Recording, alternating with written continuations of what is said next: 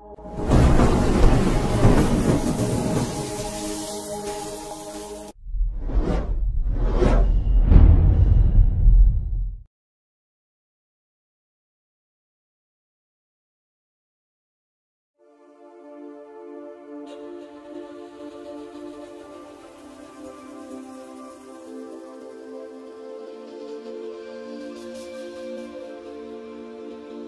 is a human being? What's Adam? What is Adam? Adam means that you're not an animal. An animal works off of instinct. The lion sees a zebra. If he's hungry, he goes chasing her. If he's not hungry, he says, "What's up?" And he goes back to sleep. The lion will never go hunting for no reason. Even a cat that sees a nice, delicious mouse right in front of it, if he's not hungry, he's not going to kill it. He's not going to kill the mouse. Even the snake, that everything tastes to him like afal, like dust, like sand, he's not just going to grab anything. Sometimes you see animals walking next to each other. Technically, this is the predator, this is the prey, but they walk and they're fine next to each other. And people are all amazed. There's nothing amazing about it. She's just not hungry. There's nothing amazing about it. It's not Mashiach. When Mashiach comes, all this is going to change. So it says it's all going to change. I'm talking about now, you see there's a tiger hanging out with a little gdi, with a little deer. Wow, so amazing. Mashiach is here. No, it's not Mashiach. Tiger is not hungry. That's it. That's all it means. If he's hungry, that deer says Kaddish. Why? He's hungry. Finished. An animal that works off of instinct only goes and eats if it's hungry. It only kills if it's hungry. A human being, on the other hand, sometimes kills for no reason. Sometimes kills for fun. Like some people like to go hunting because they like killing stuff. So the difference between a human being, what it's supposed to be, a human being, and the animal, is that the human being can decide what to do and when to do what to do. It doesn't work off of instinct. And even if he's hungry, he doesn't necessarily have to go kill. He can just go take some money out of his pocket and give it to somebody that already has the killed animal and cooked it into a nice little burger, and he gave it to him. He doesn't have to go eat something in the street. He's a human being. He can control himself. So how come so many people can't control themselves? The reason why is because our education today is a tragedy.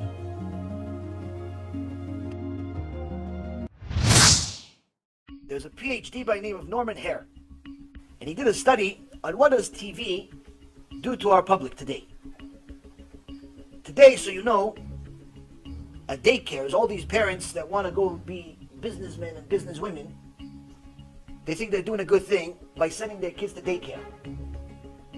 And the mom makes money. So that's important. So we send the kid to daycare. Now if the daycare is like the normal daycares of today, it's not such a great idea to send the kid to daycare. Why? Because today, 70% on the average, according to Norman Hare, PhD, according to his study, 70% of the day at an average daycare is spent watching television. 70%, 3/4 of the day. They're in the daycare, these little kids, they're watching television. Now sometimes people are home and watching that much also. But let's see, let's continue. What does this mean?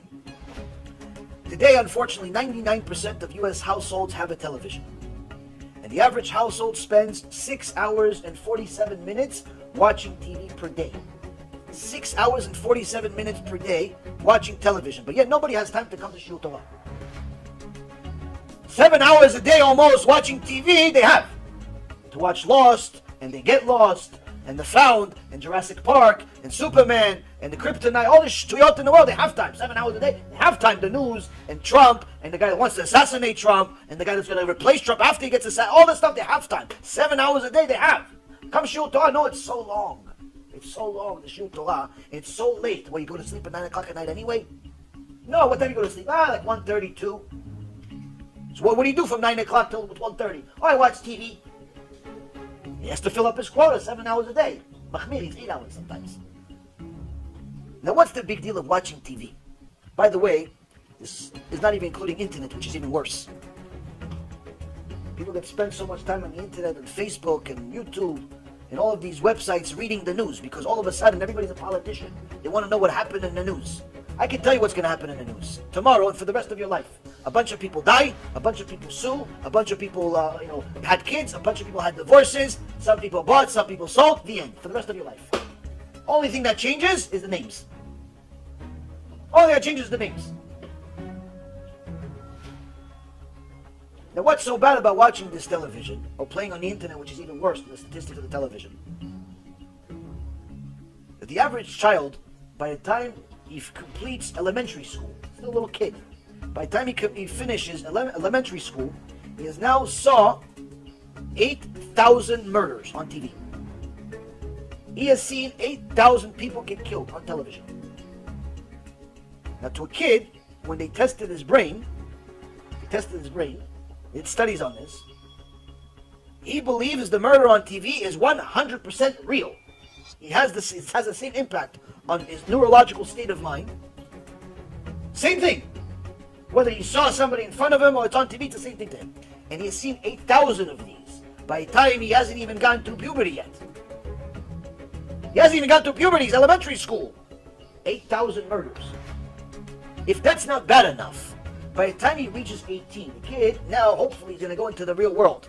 In America, he goes to college, he's still a baby. But in the rest of the world, 18, you become a man. In Israel, you go to the army, in other countries as well. By the time he's 18 in America, he has seen over 200,000 violent crimes in his life on television. 200,000. And then people are so surprised why there is a school shooting every week in America statistically today. Then people are surprised why there's so many suicidal people, why there are so many sociopaths, why there's so many people that are psychotic in every way, shape, or form. So when we say in the religious world, if you send your kid to public school, you might as well kill the kid. If you have a TV and you give the kid freedom to watch whatever he wants, you might as well not have the kid. You're killing him. Somebody came to me and he said to me about a week or two ago, and he said, I like you, Kvod Harav, like your shulim, I've been watching for a year and so on and so forth. I don't really believe you've been watching for that long because the question would have been different. But anyway, he says, you know, Kvod Harav, like I was born yesterday. You know, Kvod Harav, you have a few shiurs that are very scary. The shiur about Gehenom is very scary. And you know that there are little children that can watch the shiur on the internet.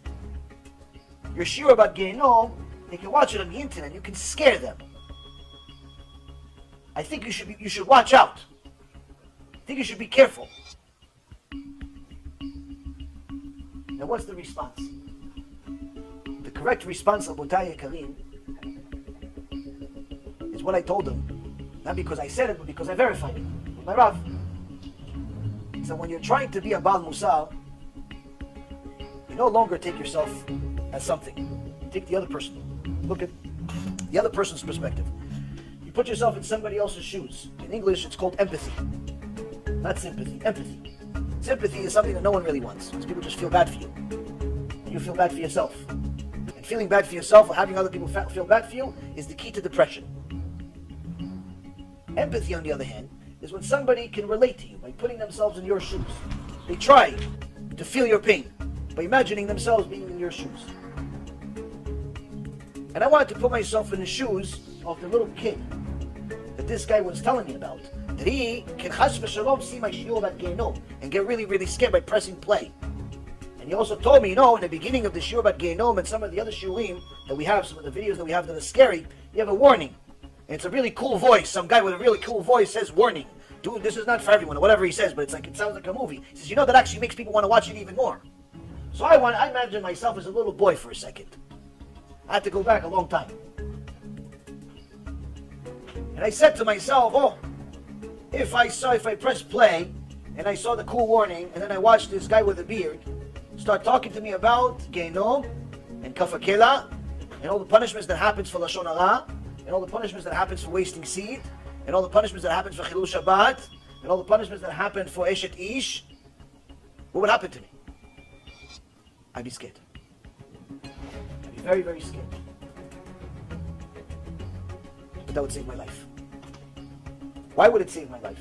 And why did I tell the person this response? I told him that if that boy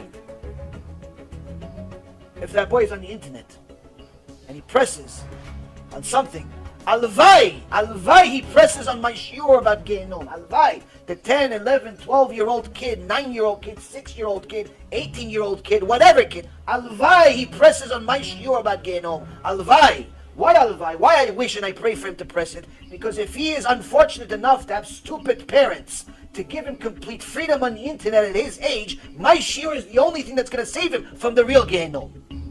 Because of course his parents are not. They gave him complete free admission to go to Gehinnom. I tell him, no, honey, go play on the internet, do what you want, have fun. Go watch TV, do what you want, have fun, rent movies, watch whatever you want, with or without nudity, with or without violence. Go, honey, enjoy. Oh, you have a girlfriend now, you're 13 years old, enjoy. My shiur is the only thing that's going to save him. Alvai he watches my shiur, because then he'll realize what kind of problem he's really in before it's too late, before he's addicted to all of the sins, like we became addicted. Rabotai Karim, sometimes when a person does cheshbon nefesh and he starts emulating Hashem, emulating the midot of Hashem, he starts looking at the things that are around him.